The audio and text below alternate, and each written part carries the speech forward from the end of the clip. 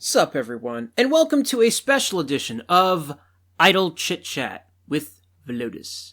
It's special because this video involves Muhammad Ali, and initially, I planned for this to be an episode of Tales of Sports Foolishness years ago, when I first started conceiving this. But the more I got into it, and the more soul-searching I did when I was thinking about this, the more I realized that this video wasn't really about him specifically. And so, this video is instead an Idle Chit Chat essay on a topic that's been swirling around in my head for a very long time. It's a topic that we're all familiar with. We all know it exists, we all know it's there, and yet we all kind of try to ignore it. We don't like to think about it. We don't like to acknowledge it. And that topic is luck. Now, when I say luck, if I asked a random person to come up with the best example they could think of someone being lucky, what would their answer be? It would probably be something like winning the lottery, or finding a $100 bill on the ground, or missing your fantasy football draft, but winding up with a great team anyway because the auto draft magically gifted you a great team. That's luck, right?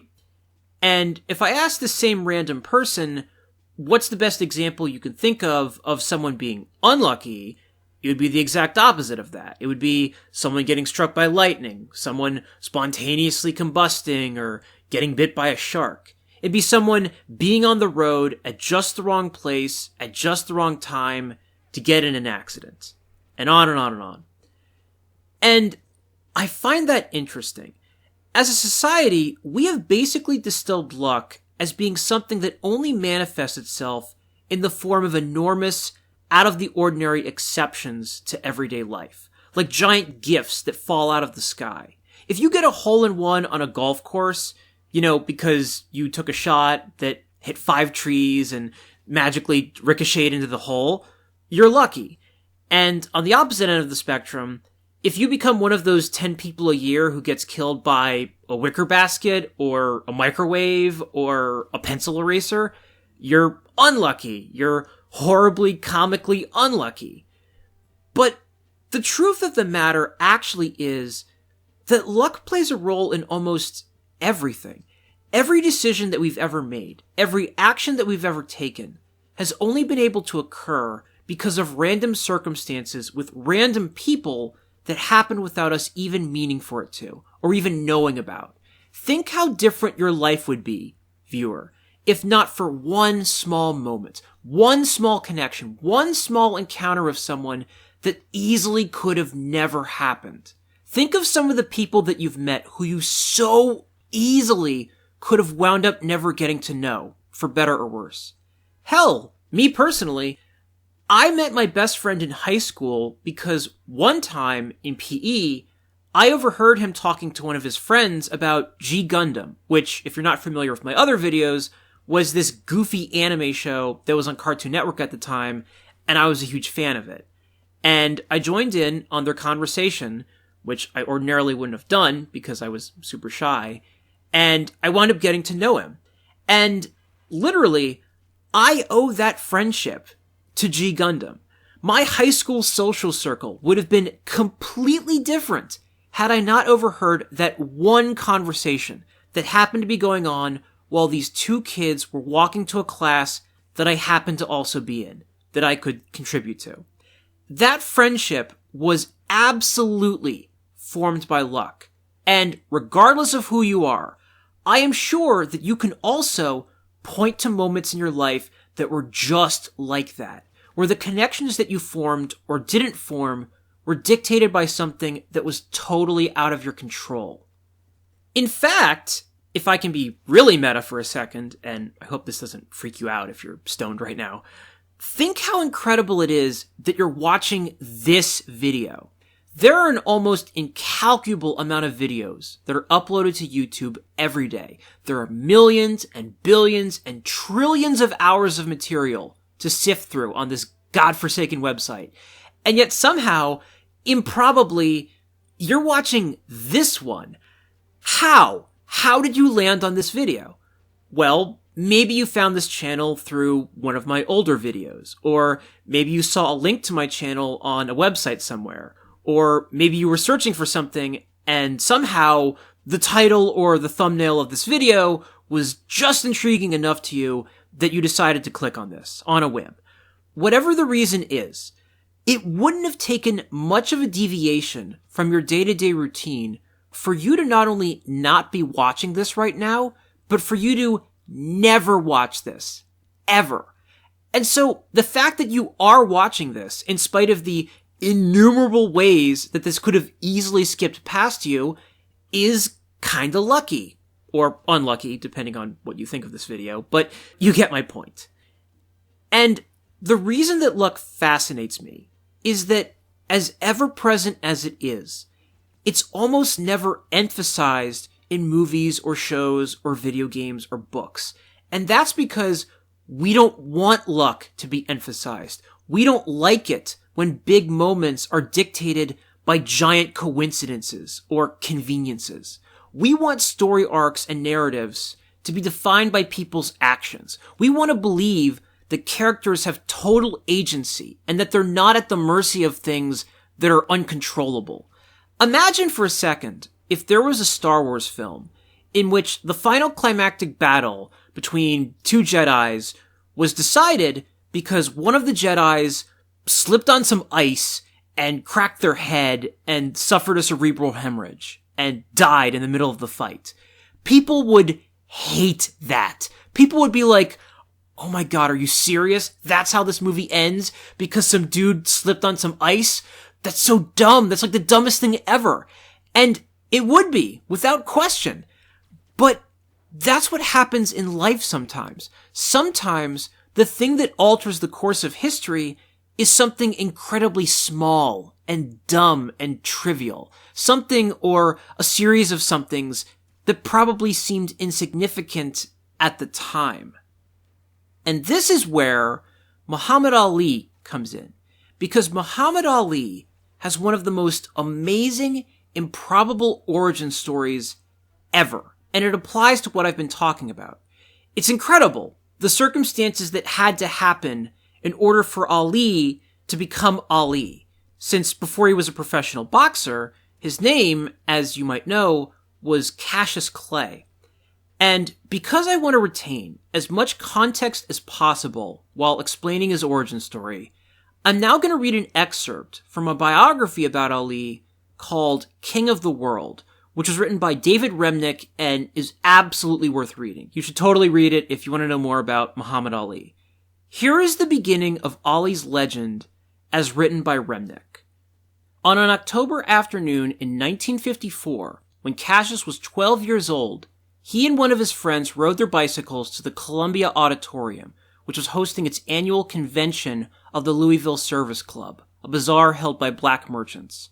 The boys were interested mainly in the free popcorn and ice cream the merchants were handing out, and a way to kill the day. Cassius was especially eager to show off his new bike, a $60 red and white Schwinn. The two boys wandered around the booths for a few hours, stuffed themselves, and then decided to head back home. It was getting late. But when they walked back to where they left their bikes, the new Schwinn was gone. Cassius was in tears. Someone told him that there was a police officer in the basement of the building where there was a boxing gym, the Columbia Gym. Cassius walked down to the basement, furious, wanted a statewide manhunt for his bike, and threatening to beat all hell out of the kid who had stolen it. The officer, a white-haired man named Joe Martin, smiled as Cassius made his threats. Martin waited him out. He had nowhere special to go. On the beat, he emptied parking meters. In his spare time, he ran the gym and produced a local amateur boxing program called Tomorrow's Champions, which was broadcast Saturday afternoons on the local NBC affiliate Wave TV. After listening a long while to Cassius's loud oaths of revenge, Martin said, "Well, do you know how to fight?" "No," Cassius said, "but I'd fight anyway." Martin said that perhaps the best thing to do would be to come around to the gym. Why don't you learn something about fighting before you go making any hasty challenges? Soon Cassius started coming to Martin's gym on South 4th Street. And after 6 weeks of learning the rudiments of boxing, he fought his first bout. Now, let's think about this. Muhammad Ali, one of the most revered athletes in the history of the world, likely would have never gone down the path of becoming a boxer if not for the fact that a kid stole his bike when he was 12, and that there happened to be a boxing gym near where he was when it happened, and that the boxing gym happened to be open, and that there happened to be a police officer in the basement of that building, and that the officer hanging out there happened to be a trainer, and that trainer happened to appreciate the spunky kid just enough that he offered to give him free boxing lessons. If not for the alignment of all of those factors, Ali might have stayed as Cassius Clay forever, and almost certainly never would have become a famous icon. His entire life was dictated by a random kid stealing his bike when he was 12 years old. And the most remarkable thing about this story is that this isn't unprecedented. In fact, if you read any biography of just about any world-famous figure, you will find that almost everyone you can read about got where they were because they were, at least one point in their lives, unbelievably lucky. It's true even of Steve Jobs, who is regarded as the preeminent self-made inspiration for a lot of people. He's known as the guy who started a company in his garage and wound up becoming a billionaire. A lot of people look at Steve Jobs as this guy who manifested his success entirely through his own ambition. But Steve Jobs was insanely lucky in his formative years. If Steve Jobs hadn't been adopted and hadn't grown up in not just Silicon Valley in the 1960s, but in a neighborhood where there were a bunch of engineers who he could learn from, his life path would have been completely different. Steve Jobs wouldn't have been Steve Jobs if he had grown up one city over, maybe one neighborhood over. And Jobs recognized this better than anyone. For example, here are some real quotes, with attribution, that Jobs himself said about his own life. "When I grew up, I was lucky because I was in Silicon Valley. I was lucky to get into computers when it was a very young and idealistic industry. And I was lucky I found what I loved to do early in life." And yet, in the plethora of movies and books that have been made about Steve Jobs' life, pretty much none of them emphasize that he was lucky, because it complicates the mythos about him. We want to believe that we, and people like him, are always in control of our destiny. We want to believe that if you work hard and improve your craft and apply yourself the right way, it will lead to success, regardless of where you were born or what you were randomly doing at a flea market when you were 12 years old. We want to believe that. But deep down, we know that's not true, necessarily. And maybe the reason we don't want to acknowledge that is because it's not as comforting.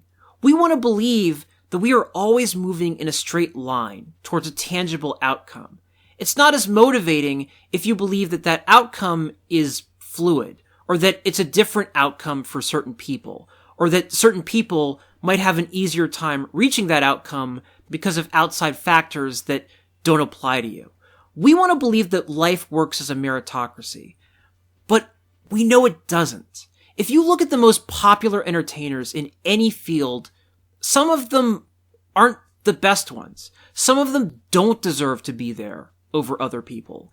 And on the opposite end of the spectrum, some of your favorite artists are bound to be ones that not that many people know about.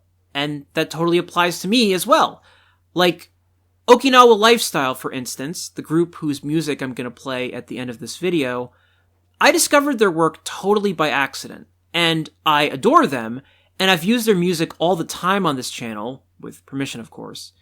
And they're a group that you've probably never heard of. They did not reach the success of Deadmau5 or Daft Punk or DJ Cutman.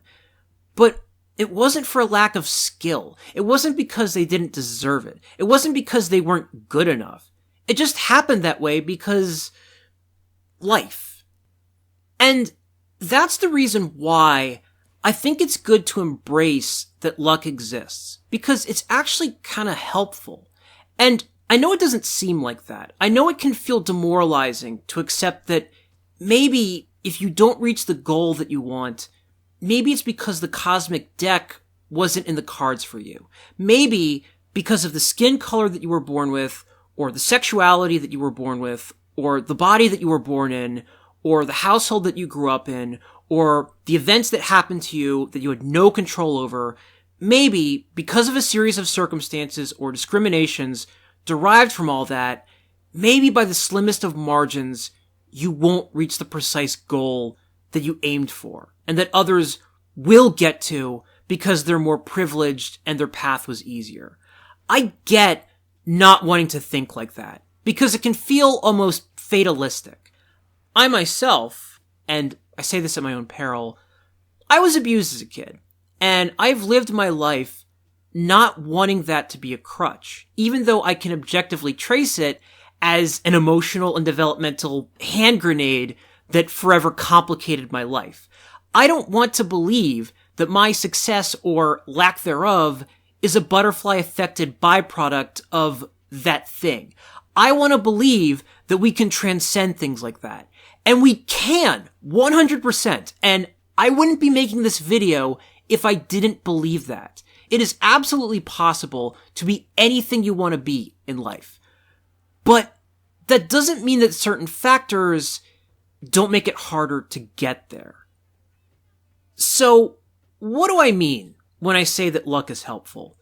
It's helpful, A, because it means that your worth, your value, isn't tied to your success. If you work as a waiter, or as a janitor, or as a cashier at a fast food place, or any job that some 1% asshole would look down upon, you are not less of a human being than someone who's rich and famous and has, more status than you. You're not a failure just because you're not them. Millionaires and billionaires are not superior to you. They are not necessarily smarter or more diligent than you. And in fact, it's quite often the opposite. A ton of rich people only acquire their vast wealth through inheritance or luck.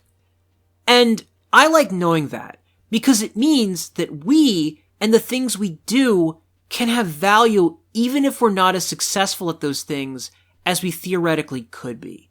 Being successful at something and being good at something doesn't always go hand in hand. And we know that. And B, the reason why luck is helpful is that there's always the chance that it can actually work for us and that we can benefit from it. Now, I imagine there are people who don't want to dwell on how important a role luck plays in everything, because it can seem paralyzing. A person might think, well, damn, if so much of life is random and chaotic and the sum of unpredictable, fluky events, then why should I ever try? Why should I pursue something difficult and apply myself if it all comes down to happenstance anyway? And the thing with that type of thinking is that is a misinterpretation of what luck is. Luck, in my opinion, isn't so much a gift from out of nowhere that is instantly rewarding and life-changing, as much as it's the outcome of someone who put themselves in position to be lucky, and then worked hard enough to make that opportunity a reality. Again, look at Muhammad Ali. When some kid stole his bike on that day, that wasn't a good thing in a vacuum for Ali. That wasn't something that he liked. That wasn't something that made him happy and immediately enriched his life with no effort required. No, that moment only became a positive because he was tenacious enough to take up that trainer's offer when it was given to him.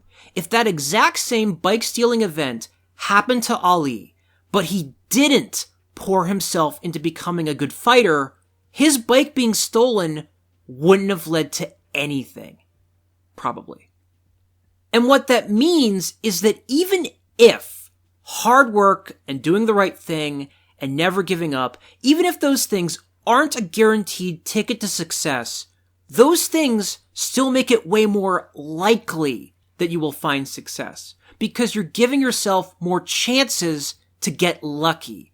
To put it another way, the more chances you give yourself, the less lucky you have to be successful. It's why, for all the strategies and techniques that people come up with to find love, the very best way to find people to go on dates with is, and always has been, and always will be, to have lots of friends. Good friends. Because the more people you're friends with, the more social situations you're going to put yourself in to meet people organically. If you're around a lot of people all the time, you have a better chance of meeting someone. And on the opposite end of the spectrum, people who are single for long stretches of time tend to be single not because they're getting rejected nonstop, but because they're not in as many situations to meet other people. And it gives them much fewer chances to find the one. It's math. It's the law of averages. If luck is the probability of something statistically unlikely occurring in your favor, then by its very definition, you can never depend on it. You can't expect it. But what you can do is you can work to increase the odds of success so that you're not as reliant on luck totally bailing you out. The more you maximize your opportunities and the more you increase your percentages, the less lucky it'll actually be if and when something good happens to you. Which is all to say, ultimately, that good things can still happen. And from a distance, I know that may seem like an odd and incredibly obvious point to end this video on, but if you're going through something rough, or if you've ever gone through a dark period in your life, you know that it may not always feel like that. Sometimes it can feel like the entire universe has conspired against you, or that you're doomed for failure, or that you're just never, ever, ever gonna catch a break. But you can catch a break, objectively. Just because it hasn't happened yet, that doesn't mean it can't. And that doesn't mean it will either, since luck works both ways, unfortunately. But no matter how bad things are, no matter how hopeless things might seem, it is always worth it to try to create your own luck. It's always worth it to put yourself in a position as many times as you can and as best as you can for good things to potentially happen to you. Because even though you're probably not lucky enough to win the lottery, literally, everyone is lucky enough to get their bike stolen. And if even something like getting your bike stolen can improbably turn out to be a blessing in disguise, then there's hope for all of us.